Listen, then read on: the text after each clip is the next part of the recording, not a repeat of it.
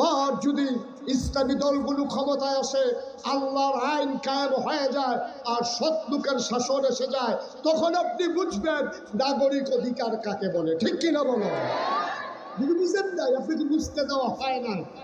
৫৩ বছরে না দিতে দিতে আপনি মনে করছেন এইটাই। ওই যে মালিকে বলছে, হুজুর বলছে, তুমি যদি আমার ঘরে কাজ করো, সকালে খাবা, দুপুরে খাবা, রাতে খাবা। আরেক বাটপার মার্কা লোক সিটা, সেই লোক শুইলা তারে ডাইকে দিছে। হুজুর কি বলছে? হুজুরের ঘরে যদি কাজ করি, সকালে খাবার দেবে, দুপুরে খাবার দেবে, রাইতে খাবার দেবে। তুমি কি বলছো? আমি রাজি হয়ে গেছি। আমার ঘরে কাজ করবা, আজকে খাইবা, কালকে খাইবা, আজকে খাইবা, কালকে খাইবা, কোনো সমস্যা। ডেলি যে একবার পড়ছে সেটার তো খবর না, যে ঘন ঘন কইছে যে আজকে কালকে, আজকে কালকে, শুধু খাইবা আর খাইবা। ডেলি একবার। আর হুজুরের ঘরে ডেলি কয়বার? 3 বার। আর আমরা এত বোকা যে সুন্দর করে বলতে পারে ওইটাই মেনে নেই, আজকে কালকে। ওইটার উপরে আমাদের বিশ্বাস আছে, 3 বেলা খাবারের উপরে আমাদের বিশ্বাস নাই। ঠিক কিনা বলেন? সুতরাং ওরা যারা আজকে কালকে, আজকে কালকে, ওরা বাটপা, ওরা চিটা, ওরা 2 নম্বর, মানুষের অধিকার হরণ করতে চায়। ঠিক কিনা বলো? আপনার অধিকার আপনি নেবেন, আমি দেওয়ার কে নেওয়ার? আমার তো দেওয়ারও কিচ্ছু নাই, নেওয়ারও কিচ্ছু নাই। আপনারটা আপনার, কিন্তু আপনারটা আপনাকে দেওয়া হয় নাই। সিএনজি ওলা সিএনজি চালাবে, স্ট্যান্ডের ভিতরে জিবি দিতে হবে কেন? এই প্রশ্ন একবারও আসে নাই। ঠিক কিনা বলো? বাস ড্রাইভার বাস চালাবে, কেন তাকে এই মুড়ে মুড়ে টাকা দিতে হবে? এটা আজও জানতে চাওয়া হয় নাই। কন্ট্রাক্টর তার কন্ট্রাক্টারি করবে, সেখানে অফিস কেন খরচ দিতে হবে? বাংলার মানুষ আজও বুঝে নাই। এই স্বাদ পেতে হলে ওই আল্লাহর আইন আর সৎলোকের শাসন আমাদের লাগবেই লাগবে। ঠিক কিনা বলে? আর কোনো বিকল্প ওয়াদার করার কিচ্ছু নেই। আপনার প্রয়োজন আপনি আনবেন, আপনার প্রয়োজন, আপনার দরকার আপনি নেবেন, আমার দরকার আপনি নেওয়ার দরকার নাই।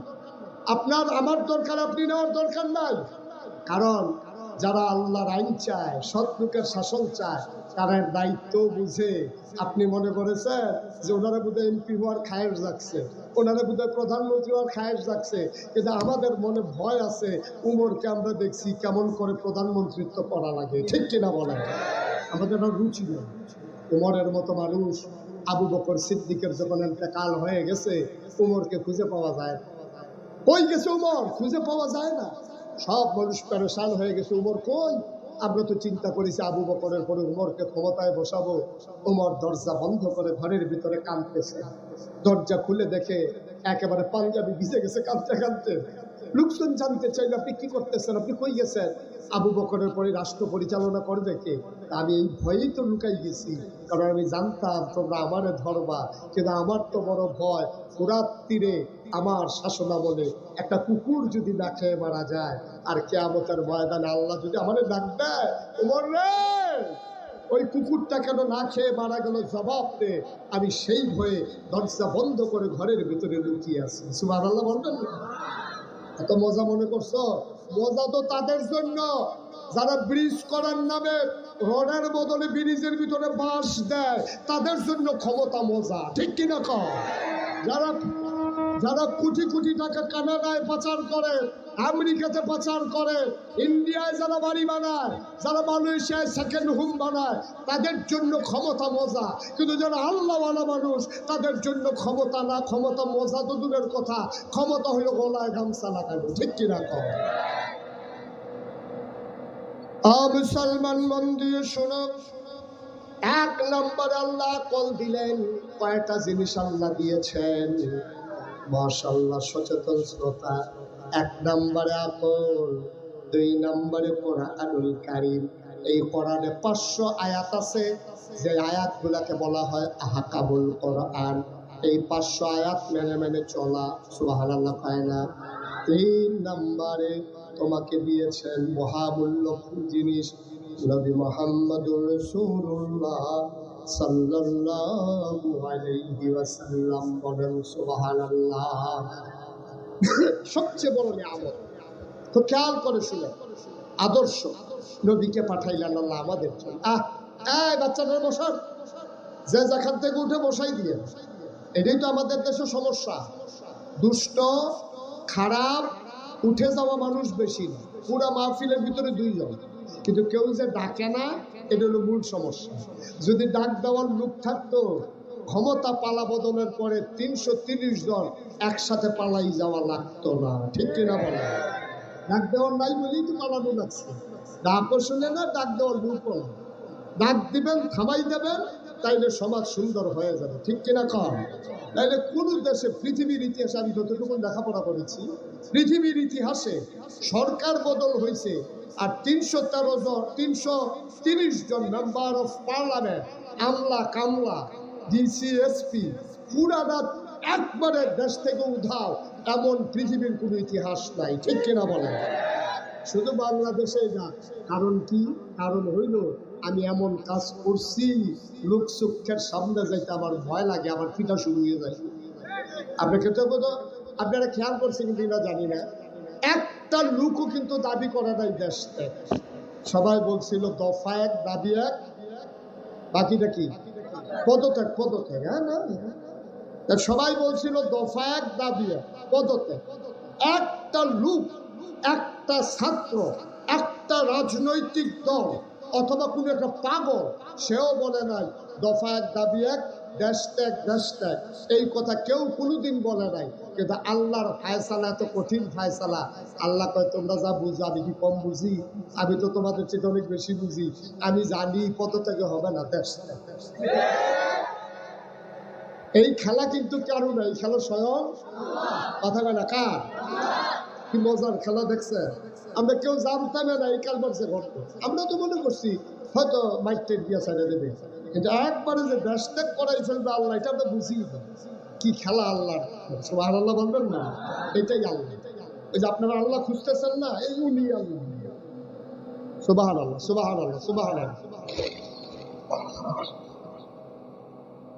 বন্ধুরা আমার, ভাইরা আমার, সবচেয়ে মহানিয়ামত, যিনি আমাদের জন্য রহমত, যিনি ইমামুল মুরসালিন, যিনি খাতামুন নবিয়্যিন, যিনি রাহমাতুল লিল আলামিন, তিনি নবী মুহাম্মদুর রাসূলুল্লাহ সাল্লাল্লাহু আলাইহি ওয়াসাল্লাম। আল্লাহ আমাদেরকে কয়টা জিনিস না দিছে? ভুলে গেছেন? কয়টা? ১ নম্বরে, ২ নম্বরে, ৩ নম্বরে নবী মুহাম্মদ রাসূলুল্লাহ। আমরা একটু গভীর মনোযোগ, এই নবীর ব্যাপারে আমরা একটু কথা শুনে আমরা শেষের দিকে চলে যাবো ইনশাআল্লাহ। এই নবীজিকে আল্লাহ যখন পাঠাইলেন, সুবহানাল্লাহ বলবেন না? আর আমাদের তো জানতে মন চায়, আল্লাহ আপনি নবীকে কি হিসাবে পাঠাইলেন? আল্লাহ যেন আবার উল্টা জিজ্ঞেস করে আমার ব্যাপারে তোমাদের ধারণা কি? আমরা বলে দিছি আল্লাহ, এটা কি নতুন কথা? ৫ ওয়াক্ত নামাজে প্রতি রাকাতে আমরা না আপনার ব্যাপারে ধারণা বলে দিছি। আলহামদুলিল্লাহি রাব্বিল, সমস্ত প্রশংসা শুধু আপনার জন্য। আবার আল্লাহ যেন ডাক যাবে, তাইলে আবার নবীর কথা শোনো আমার ব্যাপারে, এটা তোমাদের ক্লিয়ার ধারণা? আমরা বললাম জি আল্লাহ, আলহামদুলিল্লাহি রাব্বিল আলামিন। আল্লাহ কয় আর নবী চিনে যাও, ওয়ামা আরসালনাকা ইল্লা রাহমাতাল লিল আলামিন। সুবহানাল্লাহ বলবেন না? যদি তোমাদের ধারণা হয় আলহামদুলিল্লাহি রাব্বিল আলামিন, তাহলে নবীর ব্যাপারে ধারণা রাখো, ওয়ামা আরসালনাকা ইল্লা রাহমাতাল লিল আলামিন। যত জায়গায় আমার আল্লাহ রব, তত জায়গায় আমার নবী রহমত। ঠিক কিনা? একটা জায়গা পাবেন না যে এই জায়গায় আল্লাহ রব অথচ নবী রহমত না, একটা জায়গাও পাবেন। আমি বললাম যে আল্লাহ আমার নবীকে আসলেও রহমত, তারও কথা আছে তো। আমি বললাম কি কথা আছে? আল্লাহ পাক فبما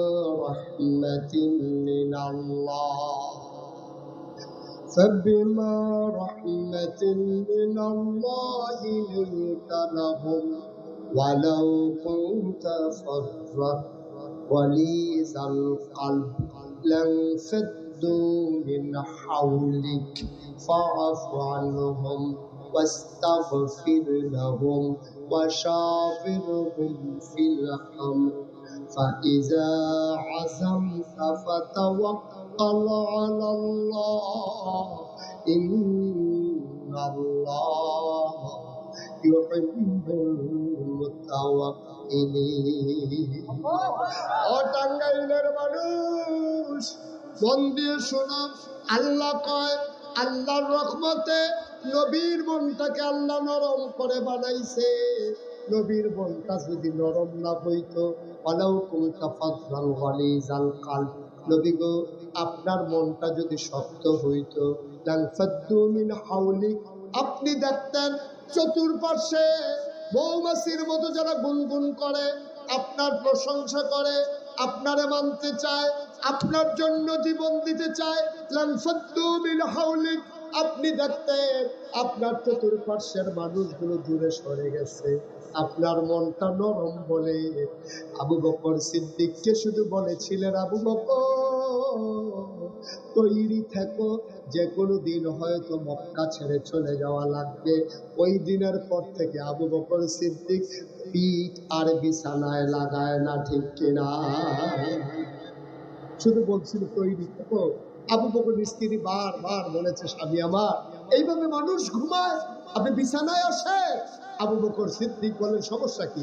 আপনার তো কষ্ট হচ্ছে।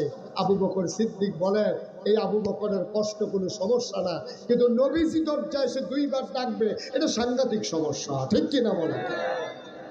চলে গেলেন তিনি মক্কা ছেড়ে, যাওয়ার কথা মদিনার দিকে, তিনি গেলেন উল্টা দিকে। আবার যখন ফর্সা হয়ে গেল পূর্ব আকাশ, সূর্য উঠবে প্রায়, আবু বকর কই, ইয়া রাসূলুল্লাহ আমরা তো ধরা পড়ে যাব। দিনের আলো প্রকাশ পেয়ে গেছে।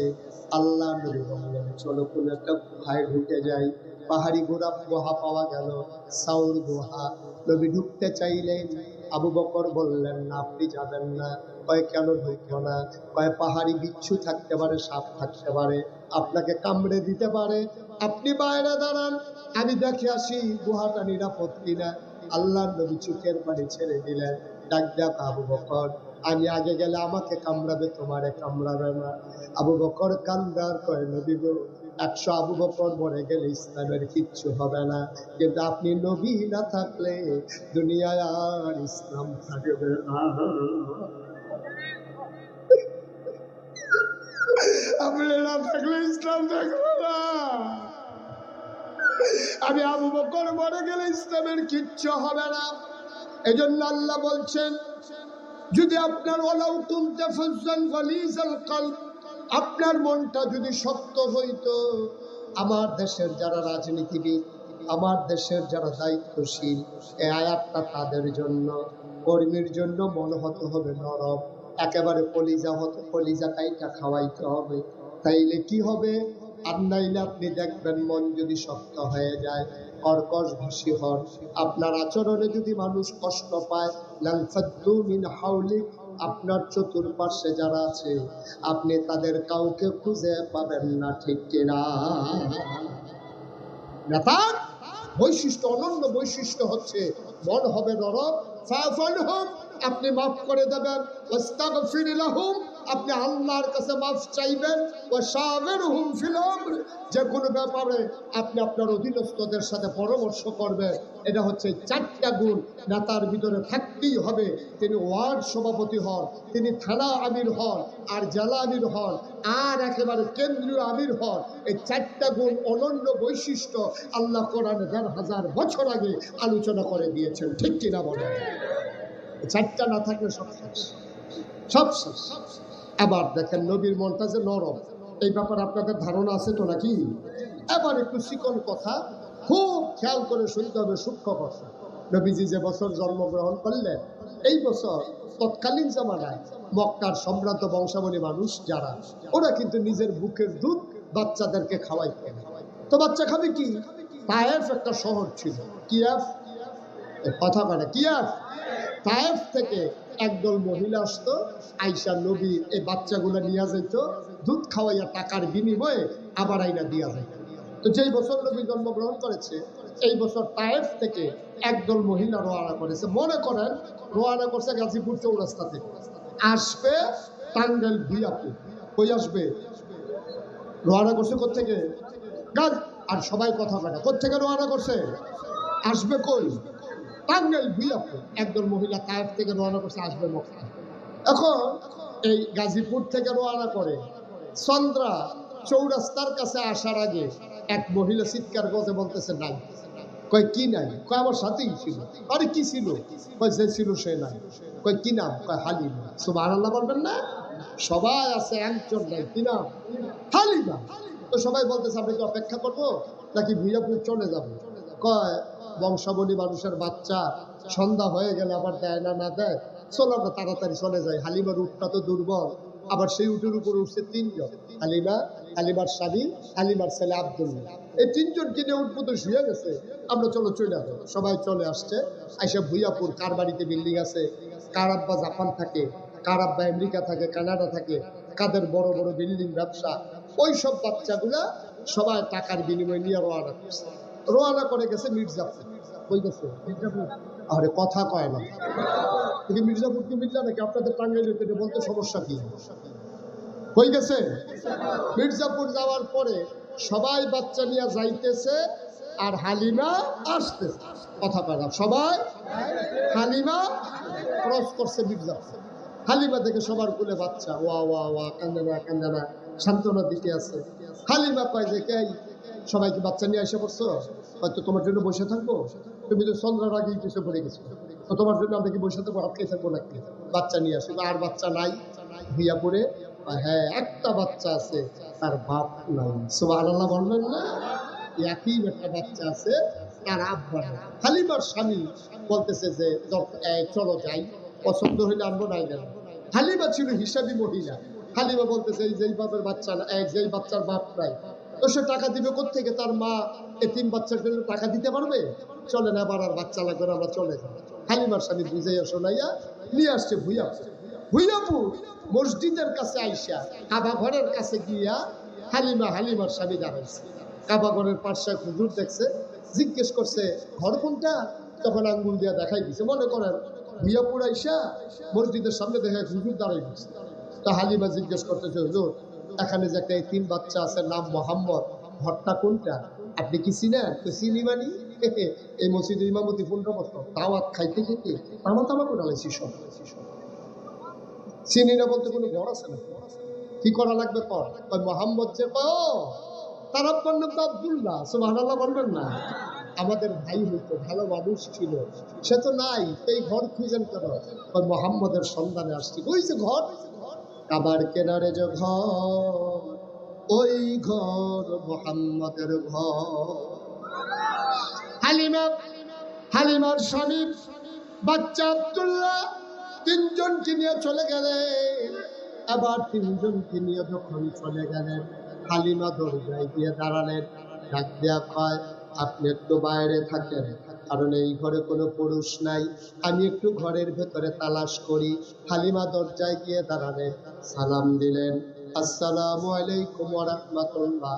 ভেতর থেকে মহিলা কণ্ঠ ভেসে আসলো, ওয়ালাইকুম আসসালাম ওয়া রাহমাতুল্লাহ। ভেতর থেকে ডাক দেয়া জিজ্ঞেস করে, কে কে আমারে সালাম দেয়? কয় আমার নাম হালিমা। কয় কোন হালিমা? আমি হালিমা তুই সাদিয়া। কয় চিনলাম না। কয় আমি তায়েফ থেকে এসেছি। কয় কি চাই তোমার? কয় শুনলাম আপনার ঘরে নাকি একটা বাচ্চা আছে, আপনি কি আমেনা না? আমেনা ডাক দেয়া কয়, হালিমা গো, ও হালিমা, সকাল থেকে কত মহিলারা আসলো, কত বাচ্চা নিয়ে আমার ঘরের দরজা দিয়া গেল, ওটার পায়ের শব্দ শুনলাম, বাচ্চার কান্না শুনলাম, কেউ তো আমার খবরও নিল না। আমার এতিম বাচ্চা বলে, তোমার বুঝি মায়া লাগছে, তুমি বুঝি বাচ্চা নিতে চাও? আহলান সাহলান মারহাবা, মোস্ট ওয়েলকাম, আমার ঘরে তোমার স্বাগত। আবার হালিমা দরজা ধাক্কা দিয়ে ভেতরে ঢুকলেন। হালিমা কয়, আমি গিয়ে দেখি বিছানার উপরে মা আমেনা বসে আছে আসল পেতে, ফুলের ভিতরে ছোট্ট শিশু ঘুমায়। এইরকম একটা সাদা রুমাল দিয়ে বাচ্চার মুখটা এমন করে ঢাকা। আমি গিয়ে বললাম, আমেনা, বাচ্চা নেব এমন কোনো কথা নাই, তবে পছন্দ হইলে নেব, একটু দেখতে চাই। হালিমা আমেনা কয়, দেখে নাও নয়ন ভরে। হালিমা কয়, দেখবো কেমনে? ঢেকে রাখলে। টান দিয়ে মুখের পর্দা সরাই দিলেন। হালিমা চিৎকার করে কয়, পৃথিবীর মানুষ সাক্ষী থাকো, খোদার কসম, জীবনে আমি অনেক বাচ্চা দেখেছি, রোমান পরে সরানোর পরে আমি যা দেখলাম কোন মানুষ এত সুন্দর হতে পারে আমার জানা ছিল না।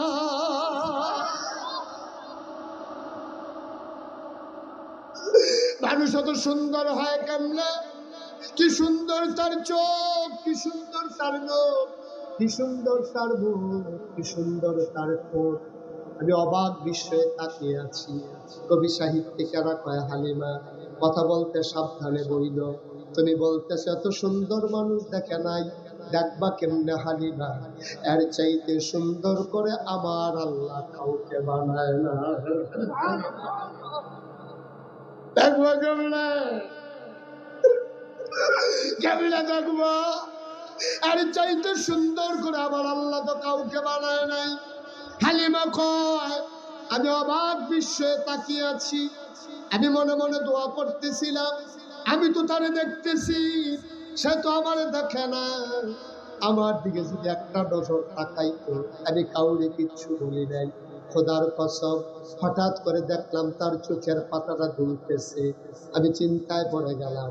আমার মনে হইল চোখের পাতা তো নয়, মনে হইল মৃদু মন্দ বাতাসে ফুটন্ত গোলাপি রঙের দুইটা পাপড়ি যেন দোল খাইতেছে। তার চোখটা আস্তে করে খুলে গেল, সে আবার আমার দিকে তাকাইলো। আমি তো আগ থেকেই তাকিয়ে আছি। চার চোখের মিলন হয়ে গেল। এবার সে আস্তে করে ঠোঁটের কোণাটা বাঁকা করে একটা মুচকি হাসি দিল। হাসির সাথে সাথে আমার মনে হইল আমি হালিমার কলিজাটা যেন দুটা ভাগ হয়ে গেছে।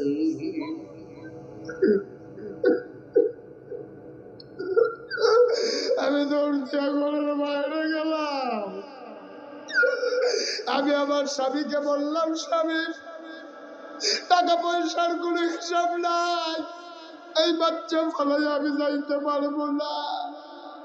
পারলে টাকা দেবে না, পারলে নাই, এই বাচ্চা ফলাই আমি যাইতে পারবো না। হালিমার স্বামী কয়, পছন্দ হইলে নিয়ে নাও। আমেনা দৌড় দিয়া ঘরে ঢুকলেন। ডাক দেয়া কয়, আমেনা গো, আমেনা পারলে টাকা দিও, না পারলে নাই, তাড়াতাড়ি বাচ্চারা আমার খুলে দাও, এই বাচ্চা ছাড়া আমি বাঁচবো না গো আমেনা, আমি বাঁচবো না, তাড়াতাড়ি দাও। আমেনা কয়, বাচ্চা দেওয়ার আগে কথা আছে, এই বাচ্চা সাধারণ বাচ্চা না, এটা কিন্তু আজব বাচ্চা। 10 মাস 10 দিন আমার পেটে ছিল। বাচ্চা পেটে আসলে মায়েরা খাইতে পারে না বলে বলে ভাব হয়। বাচ্চা পেটে আসলে মায়েদের মাথা ঘুরায়। খোদার কসম, মোহাম্মদ 10 মাস 10 দিন পেটে ছিল, আমি টেরে পাই নাই আমার পেটে যে বাচ্চা আছে।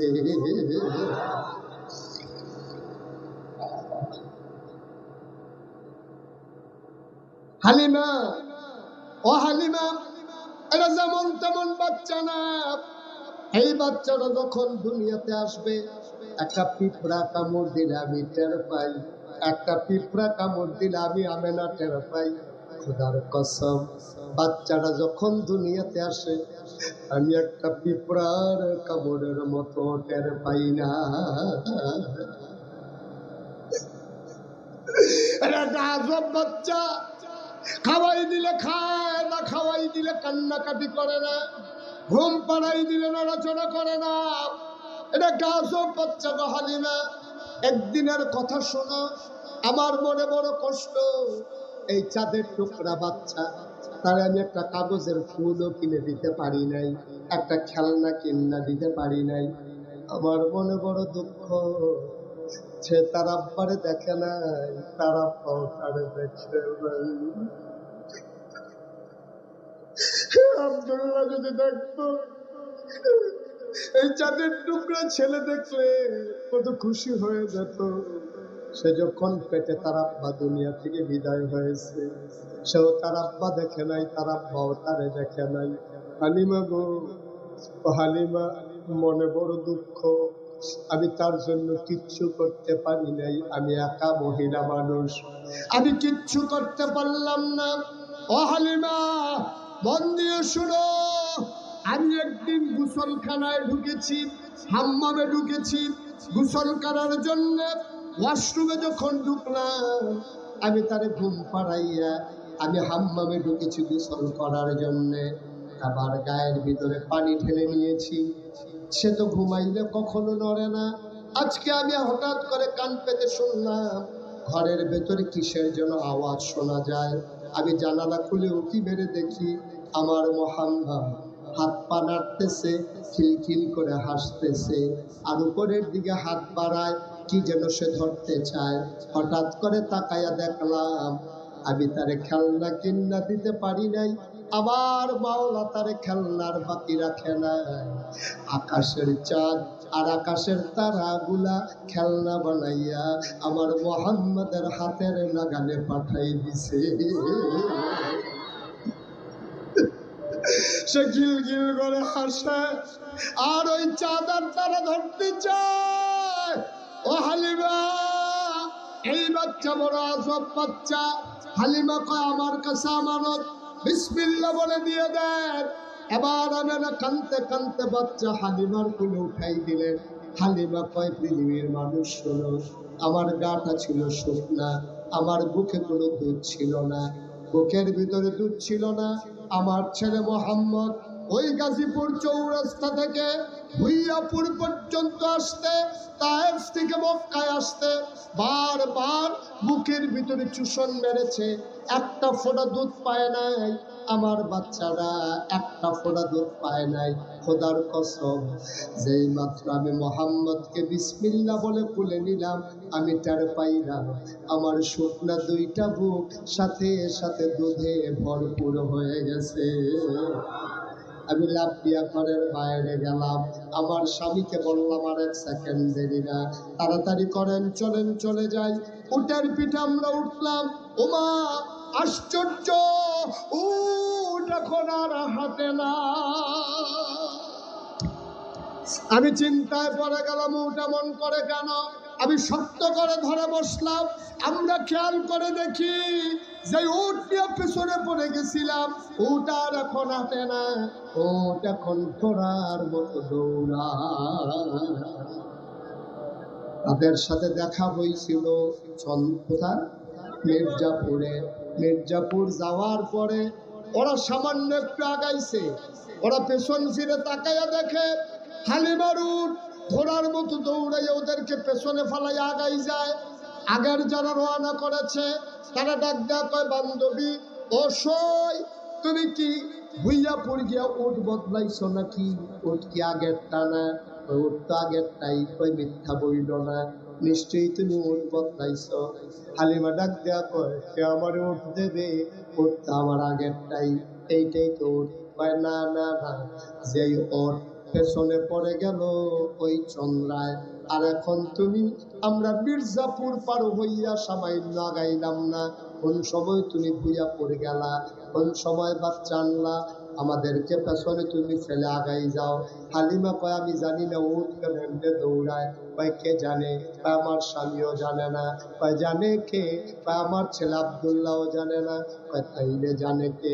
হালিমা চোখের পানি ছেড়ে দিয়ে কয়, আমার মনে হয় জানে মক্কার শিশু মোহাম্মদ।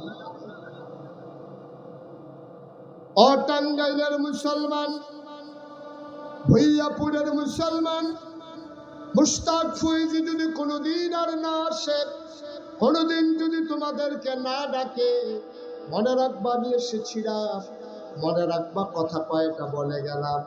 ভাই, শুধু নামাজের নাম ইসলাম না, শুধু রোজার নাম ইসলাম না, শুধু দাড়ি রাখার নাম ইসলাম না, শুধু টুপি মাথায় দেওয়ার ইসলাম না। টুপিও ইসলামের একটা অংশ, দাড়িও ইসলামের একটা অংশ, নামাজ একটা ফরজ বিধান, রোজা রাখা একটা ফরজ বিধান। তোমার বিবেককে তুমি জিজ্ঞেস করো, তোমার ভূত পাইয়া কোনো মানুষ যদি রাস্তার গম চুরি করে, তুমি গোনা এই গমের ভাগ পাও আর না পাও, গোনার ভাগ তোমারে পাওয়া লাগবে, ঠিক কিনা? আপনি যারা সমর্থন করে এমপি বানাইছেন, ওই এমপি সাহেব রাস্তার গম চুরি করছে, ওই এমপি সাহেব ব্রিজের ভিতরে রোডের বদলি বাঁশ দিছে। এখন এই যে বাঁশ দিল, এই যে গম চুরি করলো, এই যে সে দুর্নীতি করলো, অন্যায় করলো, আপনার বিবেক কি বলে? আপনার ভোট পাইয়া সে এমপি হওয়ার কারণে এমপির জায়গায় গিয়া সে অন্যায় করার সুযোগ পাইছে। সুতরাং সে যদি 100 গোনা করে মিনিমাম 50টা আপনি পাইবেন। এটা টেনশন করা লাগবে না, আপনি শুভ হালখাতা করা লাগবে না, অটো আপনার অ্যাকাউন্টসে ব্যালেন্স জমা হয়ে যাবে ইনশাআল্লাহ। ঠিক কিনা কর কথা ঠিক কিনা? কারণ আপনার সমর্থন পাইয়া যদি একজন অন্যায় করে এই অন্যায়ের ভাগ আপনাকেও নিতে হবে।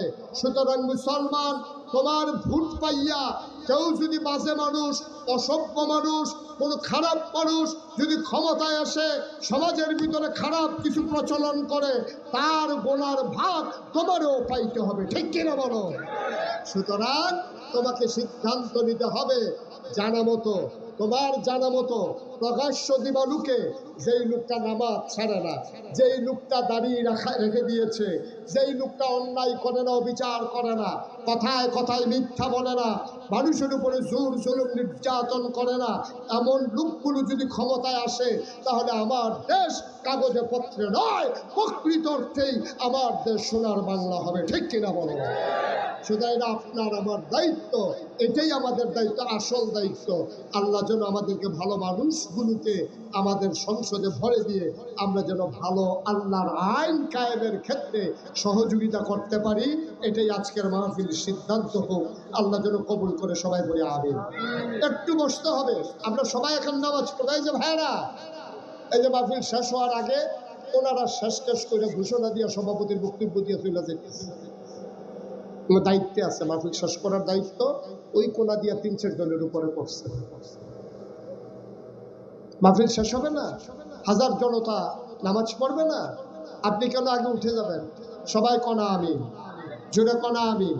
তা আমরা সবাই মিলে ইনশাল্লাহ দোয়া করব। দোয়ার আগে আবার একটা কথা আছে। এই যে আপনারা দেখেছেন মুশতাক ফয়েজি পীর সাহেব, আমি তো পীর সাহেব হতে চাইলে, আমার পীর সাহেব হওয়ার কোনো শখও ছিল না। আমার দাদা ছিলেন ফুরফুরা সিলসিলার বড় পীর। আমার আব্বা ইন্তেকাল করেছেন আগে। আব্বা ইন্তেকাল করার কারণে দাদা মনে মনে ঠিক করে রেখেছে আমাকে পীর সাহেব বানাবে। আমার 3 জন চাচা ছিল, আমার বড় ভাই ছিল। দাদা যখন আমাকে বলছে তুমি পীর সাহেব হবা, আমি বললাম মাপ চাই, আমার এই ফিরালির দরকার নেই। পীর সাহেব দেখতে দেখতে আমি অতিষ্ঠ। কি হয়েছে? তো আমি তো সারা বাংলাদেশে দেখি, আমি মনে করছি ঘরের ভিতরে 5-6 জন বৈশা রয়েছে, পরে দেখি যে একজন এমন মোটা, এটা কি একজন না 5-6 জন বুঝারই কোনো উপায় নাই। ঠিক কিনা কর? এটা না বলে বাংলাদেশের পীর সাহেব। বাংলাদেশের পীর সাহেব হলো রিক্সাওয়ালা টাকা দেবে, সেই টাকা বৈশা বৈশা খাবে। ভিক্ষা করা মহিলা টাকা দেবে, খেটে খাওয়া মানুষ টাকা দেবে, তার ঘরের চুলায় আগুন জ্বলে কিনা পীর সাহেবের খবর নাই। ওই সেই লোক এইটা টাকা দেয় আর পীর সাহেব বৈশা বৈশা খায়। পীর সাহেব হইলে অটো চালানো যাবে না, এটা কে বলছে? পীর সাহেব হইলে সিএনজি চালানো যাবে না, এটা কি বলছে? বাংলাদেশের অধিকাংশ পীর সাহেব তাদের কোনো চাকরি নেই, তাদের কোনো ব্যবসা নাই, তাদের কোনো কৃষি কাজ নাই, তারা বৈশা বৈশা মুড়িদের টাকা খায়। একটা জলজন্ত মানুষ, সামর্থ্যবান মানুষ, হাত আছে, পা আছে, নাক আছে, মুখ আছে, চোখ আছে, দৌড়াইতে পারে, বিয়ে করতে পারে, বাচ্চা কাচ্চা জন্ম দিতে পারে, কিন্তু সেই লোকটা কোনো বৈশা বৈশা খাবে, এটা আমার বিবেকে ধরে। ঠিক কিনা কর? আমার দেশের পীর সাহেব গুলা অটু এইটা শিখছে। মুড়িদ দেখলে হাত এমনি বাড়াই দেয়, 2 জনে ধৈর্য হাত এমনি ঘুরাই দিছিল, আবার এমনি ঘুরে থাকে। এটার নাম হইল পীর সাহেব। এগুলো আমি দেখতে দেখতে অতিষ্ঠ হয়ে যাই, বলা আমি পীর সাহেব হতে চাই না। আমার দাদা বললেন তোমাকে আমি এমন পীর বানাতেও চাই, তুমি এমন পীর হবা জাতির বিনির্মাণে যেন ভূমিকা রাখতে পারো। আমি চেষ্টা করেছি যে কোনো ক্রাইসিস পিরিয়ড ওভারকাম করার জন্যে আমরা বলিষ্ঠতার সাথে ভূমিকা রেখেছি। যে 5ই আগস্ট সরকারের বদল হলো, আমাদের দায়িত্বে কুমিল্লা শহরে যতগুলো মন্দির ছিল আমরা আলেম ওলামারা মিটিং করে ছাত্র দিয়ে প্রতিটা মন্দির পাহারা দেওয়াইছি। সুবহানাল্লাহ বলবেন না? আমরা করেছি। এই বন্যার সময় আমরা মানুষের পাশে দাঁড়িয়েছি, করোনার সময় আমরা মানুষের ঘরে ঘরে পৌঁছে গিয়েছি সাহায্য নিয়ে। আমরা সেই রকম পীর হতে চাই না যে রকম পীর বসে বসে খায়, ভিক্ষা করা মানুষ টাকা দেবে খায়, রিক্সাওয়ালার টাকা খায়। এইরকম পীর বাংলাদেশে দরকার নাই। ঠিক কিনা বলেন? আমার দাদা যখন জমিন দিয়ে বললাম যে আমাকে জমিন দেওয়া লাগে, কত জমিন দিয়ে কি করবা? আমি বললাম কাজ আছে। উনি আমাকে মাত্র 9 শতক জমিন দিল। আমি পীর সাহেব হওয়ার পরে জমিন কিনা শুরু করলাম। আমার দরবার কমপ্লেক্স আজকে 18 একর, মানে 1800 শতক। মারহাবা বলবেন না? আমার এখানে 10টা প্রতিষ্ঠান, একটা খানকা আছে জিকির-আজকারের জন্য, একটা মাদ্রাসা, নুরানি মাদ্রাসা, হিফজখানা, ধাতব্য চিকিৎসালয়, গণপাঠাগার, গবেষণাগার, ছাত্রাবাস, ইয়াতিমখানা, মসজিদ। আমার মসজিদ বাংলাদেশের ভিতরে ব্যতিক্রমী একটা মসজিদের কাজ আমি শুরু করেছি। সোশ্যাল মিডিয়ার সুবাদে আপনারা শুনেছেন, আমার মসজিদ হবে 3 তালা। আমার মসজিদ হবে 3 তালা। আস্তে আস্তে থাক, ভয় পাবে তো, ভয় পেয়েছে? ঠিক আছে। আমার মসজিদ হলো 3 তালা। কয় তালা? নিচতলায় হাসপাতাল। বাংলাদেশে কোনো মসজিদ এই পরিকল্পনায় করে না। নিচতলায় 19,000 স্কোয়ার ফিট হাসপাতাল, সম্পূর্ণ ফ্রি চিকিৎসা। দোতলা 3 তালায় মসজিদ, সিঁড়ি উঠে গেছে নিচতলা থেকে ডাইরেক্ট দোতলা, 125 ফুট চওড়ায়। আমার এখানে 19,000 স্কোয়ার ফিট মসজিদের নিচতলায় হাসপাতাল, দোতলায় 3 তালায় মসজিদ। বাংলাদেশে কোনোদিন এই মুশতাক ফয়েজি কারো কাছে হাত পাতে না, কিন্তু আমার এই মসজিদের বাজেট হচ্ছে 30 কোটি টাকা। 30 কোটি টাকায় নির্মিত হবে এই মসজিদ। আল্লাহর খাস মেহরবানি, একতলা হয়ে গেছে, এই দোতলার কাজ চলতেছে। আমি মুশতাক ফয়েজি, আমি তো ধনী মানুষ না, গরিব মানুষ। আমি নিয়ত করেছি এই মসজিদ করতে গিয়া আমার 1 বছরের মাহফিলের হাদিয়া আমি যা পাই সবটা আমি মসজিদে দিয়ে দেবো ইনশাআল্লাহ।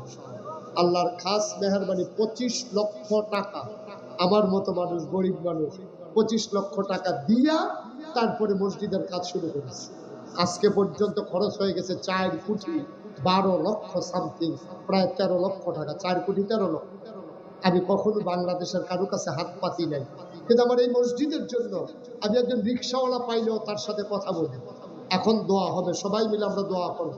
তার আগে কেউ যদি মনে করেন যে হুজুর আপনার এই মসজিদে আপনি 25 কোটি টাকা দিয়ে শরীক হয়েছেন, আমরাও আপনার এই মসজিদে গর্বিত সদস্য হতে চাই। আল্লাহ নবী বলেছেন, মান বানা লিল্লাহি মাসজিদান বানাল্লাহু লাহু বাইতান ফিল জান্নাহ, যে দুনিয়ায় মসজিদ বানাবে